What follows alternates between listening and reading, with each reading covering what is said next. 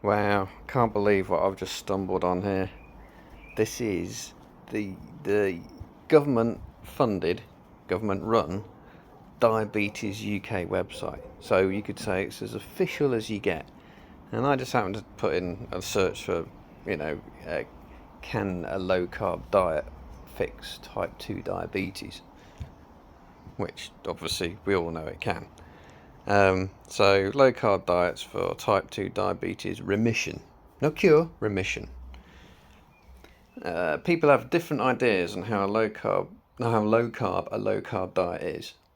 And there are lots of different ways people go and do a low carb diet, blah, blah, blah. You may have heard of keto, paleo, or Atkins. Not carnivore or Lion diet. No, they don't want to give any hints. They don't want to give you things to search on which actually might be really good, rather than the discredited Atkins and the keto diet, which kind of does, but is difficult, and the paleo diet, which doesn't. But hey, don't give too many hints away, because people don't want to be going finding information for themselves.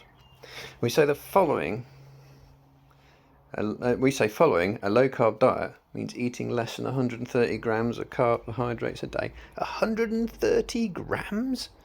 That's a low carb diet. No, it isn't. 130 grams of carbs a day. Wow. That's just this is a rough guide. A medium slice of bread is about 15-20 grams of carbs. So that's basically 9 slices of bread. Or about 8.5 slices of bread at 15 grams. I couldn't even remember. That's like half a loaf a day. That's a low carb diet. Oh my God. It's just like and then the glycemic load of that. That's about over 500. Oh my God, that's just staggering. And there's a link to find out more about low carb diets. Yeah, right. But that's going to take you somewhere dodgy. Does a low carb diet work for type 2 diabetes? Remission. It's always remission. It's never cure. We know like a low carb diet can lead to remission of type 2 diabetes.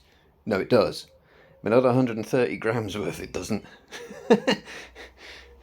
This is because it can help you lose weight. No, it's because it improves your insulin sensitivity by reducing your blood glucose level. What the hell? This is because it can help you lose weight.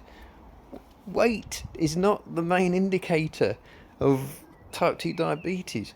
It's liver beta cell damage and way too much insulin insensitivity. So what the hell? They don't want to give any information away, do they? They don't want to give any hints. There's evidence that a low carb diet can help people with type 2 diabetes to lower their blood pressure, yeah, and their cholesterol too. Well, that's a bad thing, but okay. And then what's this? Some story. I was basically in a very high carb diet at the time. Didn't realise the impact the carbs had on my body. I was never a big rice eater anyway, so mostly I eat naan, chapati, potatoes, and cut down and introduce more vegetables into the diet. Oh yeah, got to have more veg because they're not carbs at all. I recognise that I needed to make a substantial change to my diet. However, this need to be a change that I could also sustain. So when guests visit, I join them in some curry, naan, and rice without overindulging. What? No, curry, rice, and naan is overindulging. So you're just trying to. Yeah, Muhammad's story. Muhammad's real story, or Muhammad's fake story, or Muhammad's completely uneducated story, of which why Muhammad is only in remission from type 2 diabetes, but he's never been cured because he goes back to eating the crappy carbs. There's a low carb diet from everyone's different, yeah, but not that different. We're still carnivores. We're not cows. Your healthcare team is best placed to help you decide if a low carb diet is right for you. If you want to try going into type 2 diabetes remission. Again, remission. It's never cure. It's always remission because it will come back. Of course it will come back if you go back on carbs. But you should be on carbs in the first place. If you're taking insulin or diabetes medication to treat your diabetes, it's especially important to speak to your GP or diabetes nurse before you start a low carb diet. Okay, this is because the amount of carbohydrates you eat has the biggest impact on your blood sugar levels. So, are they saying don't do low carb because it might mean you have to stop your meds? Isn't that the point? If you're taking insulin or sulfonylureas, reducing the amount of carbs, or sulfonylureas are ways of making your pancreas increase its amount of insulin production, because when you're insulin insensitive, the very first thing you want to do is just flood your body with even more insulin. Oh no, wait, that's wrong, isn't it? Fucking hell. Reducing the amount of carbs you eat without adjusting your medications could lead to your blood sugars falling too low. This is also known as a hyper... What? So, reducing the amount of carbs you eat without adjusting your medications could lead to your blood sugars falling too low. Well, how about reducing the amount of carbs you eat and then stopping your medications? Why have you got to keep your medications? But be careful, because if you start feeding your body properly, you might not be able to keep taking your meds. Wow, the psychological warfare that's going on in this, the psychological psyop programming, it's MK Ultra stuff. Your healthcare team will be able to give you advice on any adjustments to your insulin or diabetes medication that are needed to keep you safe on a low carb diet. What?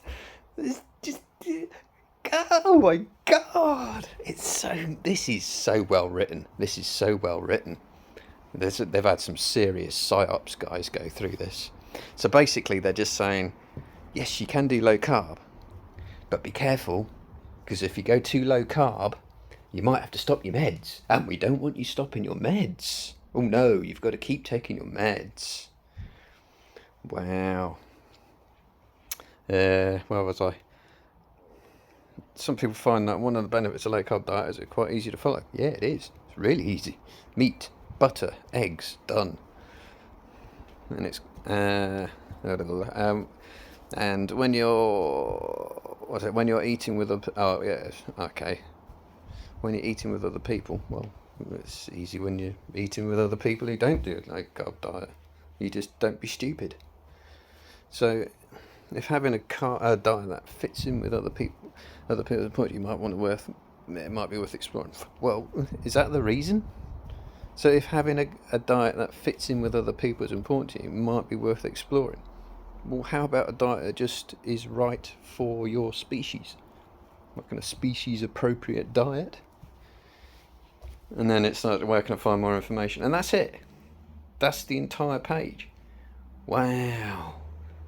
That it looks at a glance incredibly stupid, misinformed, completely out of touch with science, reality, anthropology, and everything that matters about what you are. But actually, I think this is very cleverly written, because it deliberately ignores carnivore diets and lion diets. So it doesn't give any hints. It talks about low carb being 130 grams a day. Oh my god!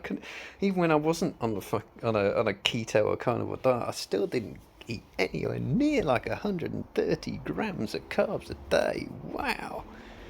What do they think these people are eating? And then it's all about, yeah, you could go low carb. It could help, could put you in remission, never cure, remission. But be careful, if you do it too well, you'll have to stop taking your meds. Ooh, can't have that. No, you've got to keep taking your meds.